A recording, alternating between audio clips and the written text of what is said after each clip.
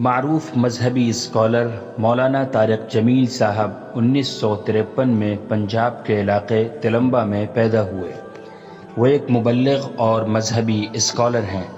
مولانا طارق جمیل صاحب دیوبندی مکتبہ فکر سے تعلق رکھتے ہیں اور تبلیغی جماعت کے ممبر ہیں۔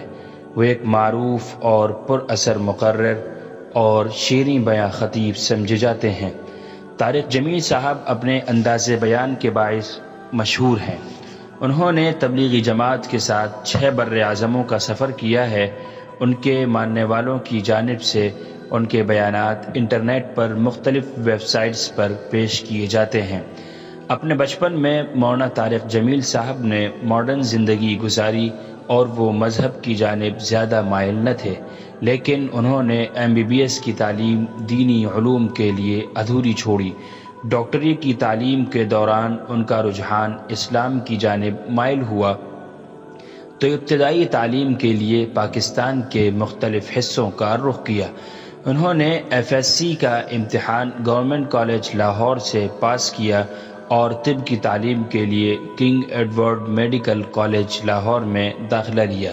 انہوں نے MBBS کی تعلیم ادھوری چھوڑی اور پھر جلد ہی وہ اسلامی تعلیمات کی جانب مائل ہو گئے۔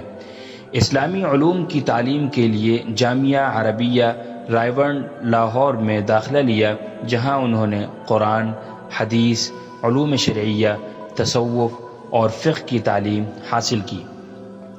مولانا طارق جمیل صاحب نے اس وقت مذہب اسلام کا مطالعہ شروع کیا جب وہ ہاسٹل میں رہتے تھے۔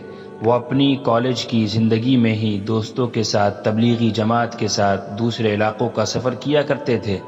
وہ لوگوں کے سامنے اپنی اپنی زندگی میں تبدیلی کے لیکچرز دیتے تھے اور تقریریں کیا کرتے تھے تاکہ لوگ امن اور صلح جوئی اور اللہ کے راستے پر مبنی زندگی گزار سکیں۔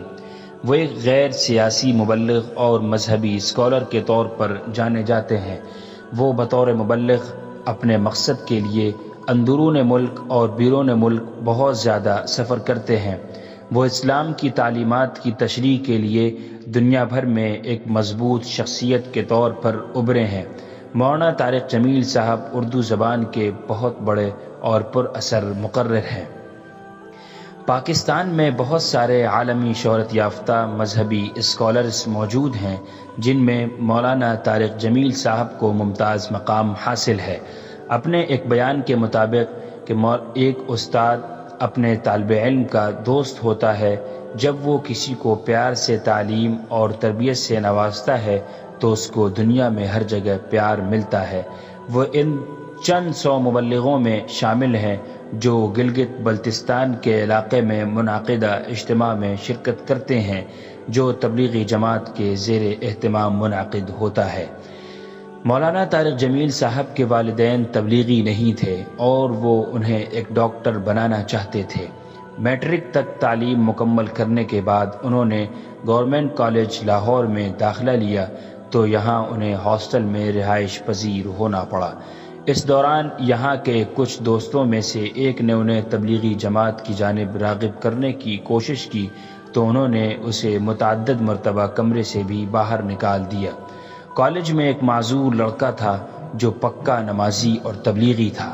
طارق جمیل صاحب اس معذور لڑکے سے بہت متاثر ہوئے جو 4تھی منزل پر رہتا تھا لیکن معذوری کے باوجود نماز کے لیے نیچے پہلی منزل پر آتا تھا۔ وہ پہلی مرتبہ 3 دن کے لیے تبلیغی جماعت کے ساتھ دورے پر گئے اور پھر یہ ان کا معمول بن گیا۔ 4 ماہ 3 چلے مکمل کرنے کے بعد انہوں نے اپنی ڈاکٹری کی تعلیم ادھوری چھوڑی اور دینی علوم کی تعلیم حاصل کرنے کے لیے رائیونڈ میں قائم مدرسے میں داخلہ لے لیا تاکہ وہ ایک عالم دین بن سکیں۔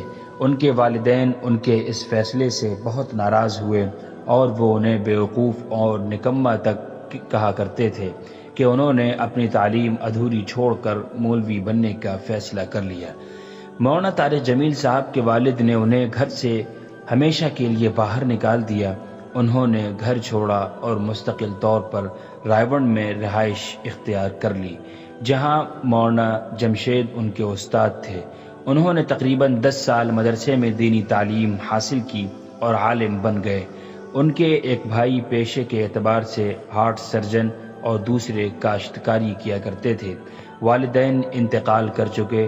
ان کی تبلیغی کوششوں کے باعث بہت سے گلوکار، اداکار اور کھلاڑی دین اسلام کی طرف راغب ہوئے اور کئی مشہور شخصیات کی زندگی میں تبدیلی کے بھی منبع رہے ہیں، جن میں سابق کرکٹر سعید انور، معروف گلوکار اور نعت خواں جنید جمشید، سابق کرکٹر محمد یوسف سمیت متعدد دوسرے افراد شامل ہیں۔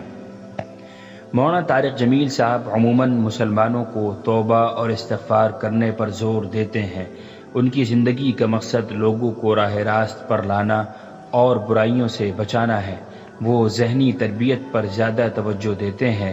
نوجوانوں میں ایک بڑی تعداد ان کی پیروکار ہے۔ ان کا کہنا ہے کہ توبہ زندگی سے گناہوں کو مٹا دیتی ہے۔